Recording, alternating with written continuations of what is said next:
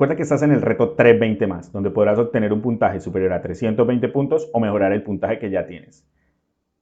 Este es el reto número 29 y es de Ciencias Naturales. Pregunta 1 del reto 29. Un estudiante observa que cuando se agrega sal común al agua, disminuye la temperatura a la cual se empieza a congelar la disolución. Los resultados obtenidos con 3 concentraciones de sal se observan a continuación. Vemos la tabla, continuamos. Teniendo en cuenta que lo anterior, que se espera que ocurra si congela una disolución con una concentración de sal a 25% peso en volumen. Quiere decir que aquí voy a tener 25%. Según lo que nos dice que cuando se le agrega sal, ¿qué sucede inmediatamente? Disminuye la temperatura. Eso es claro. Por lo tanto, ya sabemos que esta temperatura debe ser menor. ¿Por qué? Porque le estoy aumentando la concentración. Eso significa que le estoy agregando más sal. Entonces empezamos a mirar las respuestas. A. Que la concentración de sal de estas disoluciones sea menor. Al contrario, la concentración es mayor. O sea que la A no es una respuesta. B. Que el volumen final de la disolución cuando se congele completamente sea mayor a 25 mililitros. No puede aumentar el volumen. Que el tiempo que tarda no está midiendo el tiempo. Por lo tanto, la única que nos serviría sería la D, que la temperatura a la cual empezó a congelarse la disolución sea menor a menos 6 grados. Y obvio, ya por la característica dijimos que tenía que ser menor a este valor. Por lo tanto, la respuesta a la pregunta número 1 es la D. Pregunta número 2, reto 29. Un grupo de científicos aisló cepas de bacteria Streptococcus pneumoniae obtenidas en pacientes enfermos de neumonía. Las cultivaron con diferentes antibióticos de prueba y midieron el porcentaje de supervivencia de las cepas. La tabla muestra los resultados. No leemos la tabla y nos vamos inmediatamente.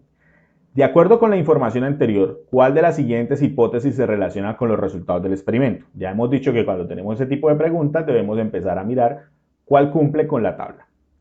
A. Los enfermos de neumonía no deberían recetarle antibióticos porque la supervivencia de las bacterias es mínima. No podemos decir eso. ¿Por qué? Porque si le damos el antibiótico 1, la supervivencia es muy alta. Entonces no es una característica que podamos decir de la tabla. La A no nos funciona. B. El Streptococcus pneumoniae es más sensible al antibiótico 4. Revisemos el antibiótico 4. ¿Qué pasa con 70? Y es el menor valor de supervivencia. Quiere decir que lo elimina más fácil. Por lo tanto, es más sensible. Eso quiere decir que la B es una posible respuesta. C. Los pacientes enfermos de neumonía podrían sufrir de alergia a los antibióticos y empeorar. No nos dicen si les da alergia o no. Entonces no podemos decirlo. D. El Streptococcus pneumoniae es una bacteria que habita libremente por el aire y puede contaminar a cualquier ser vivo. No nos lo dicen en ningún lado y no lo podemos deducir de la tabla.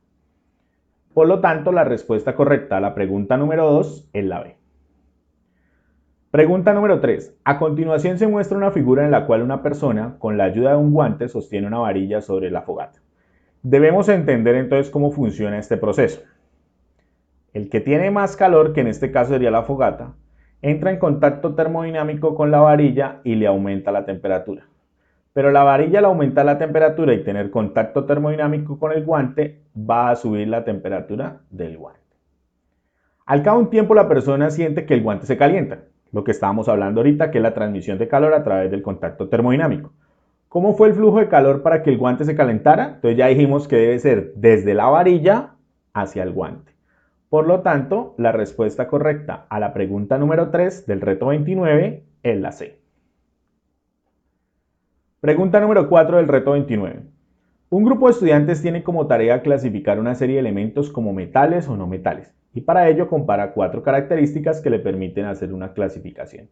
El profesor incluye como pista 2 elementos cuyo carácter metálico es el hierro o no metálico el hidrógeno. Se conoce ya que estas propiedades se comparten entre los elementos metálicos y no metálicos. Es decir, toda propiedad que se parezca al hierro es un metal y toda propiedad que se parezca al hidrógeno es un no metal. Con base en las características mostradas en la tabla, ¿cuáles elementos pertenecen al grupo de los no metales? Entonces, ¿se tienen que parecer a quién? Al hidrógeno. Tienen muy baja conductividad eléctrica. ¿Quién tiene muy baja conductividad eléctrica? El elemento T. Basados en eso, la respuesta tiene que tener la T. No nos va a servir ni la A ni la C. Busquemos otra característica que se repita, que son gases. Porque todos los metales están en estado sólido. Por lo tanto, ¿qué sucede? ¿Cuáles son los que son gases?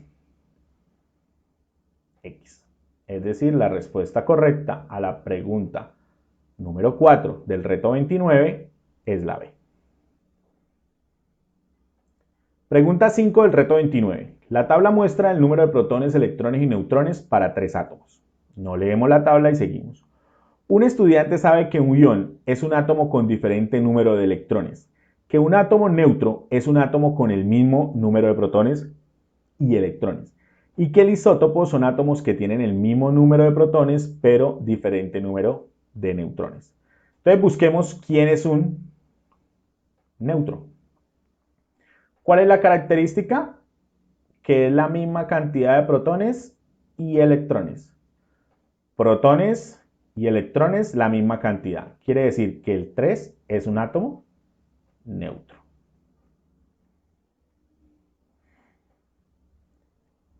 Ahora miremos si el 2 es un neutro.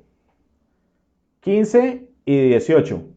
Al tener diferente cantidad de electrones y protones, a él se clasifica como un ion.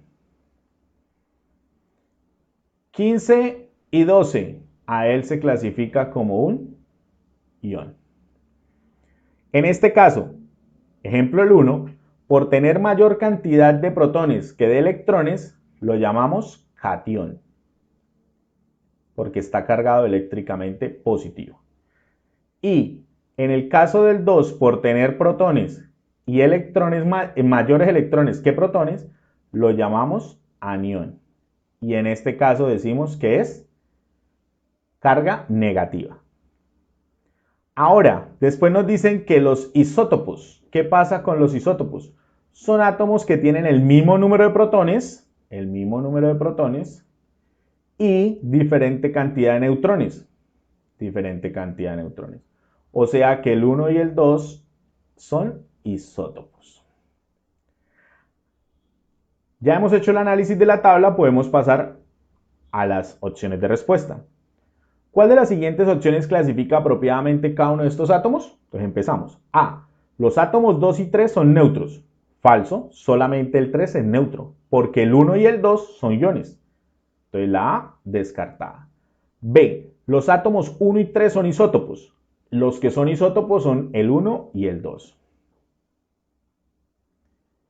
C. Los átomos 1 y 2 son iones. Verdadero. El 1 es un catión y el otro es un anión.